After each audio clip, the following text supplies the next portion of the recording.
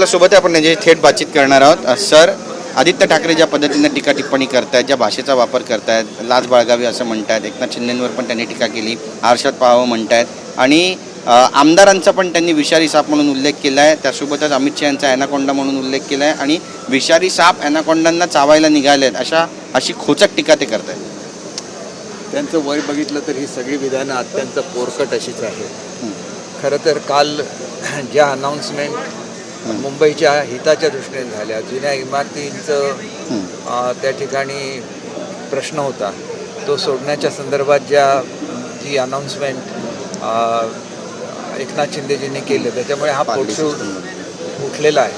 शेवटी गरीब लोकांना न्याय मिळाला तर त्याच्यामध्ये तुमच्या पोटात दुखण्यासारखं काहीच नाही आणि त्याच्यामुळे विनाकारण नाहक टीका करायची आणि एका चांगल्या निर्णयाबद्दल बदनामी करायची अत्यंत चुकीचं आहे. नक्कीच बऱ्याच नाराजीच्या चर्चा होत्या, मात्र काल रवींद्र चव्हाण आणि एकनाथ शिंदे यांची 2 तास बैठक झाली आणि महायुती म्हणूनच भविष्यातल्या सगळ्या निवडणुका लढवल्या जातील असा सुद्धा निर्धार करण्यात आला. शिक्कामोर्तब झाला यावर. अतिशय चांगला असा हा निर्णय आहे.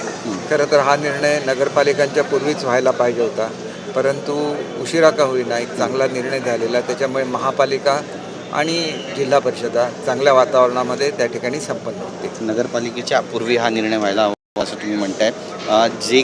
जो काही प्रसंग घडला, जो काही संघर्ष झाला सिंधुदुर्गमध्ये, कोकणामध्ये, या निर्णयाच्या अभावी याचा कितपत फटका बसेल आणि कितपत फायदा होईल असं तुम्हाला वाटतंय?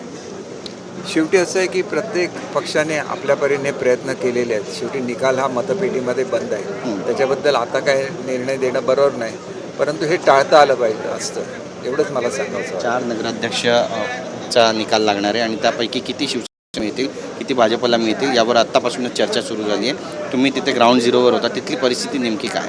खरं तर मी स्वतः ह्या इलेक्शनच्या पूर्ण प्रोसेसमध्ये आजारी होतो, त्याच्यामुळे मला फारसं फिरता आलं नाही. तरी पण आमचे एकंदर 3 ठिकाणी आम्ही लढवतो आहे. 3पैकी 2 ठिकाणी तरी आम्हाला चांगलं यश लाभेल याची मला खात्री आहे. नक्की धन्यवाद आमच्याशी बातचीत केल्याबद्दल. कॅमेरा पर्सन योगेश गुरवसह गिरीश गायकवाड, TV9 मराठी, नागपूर.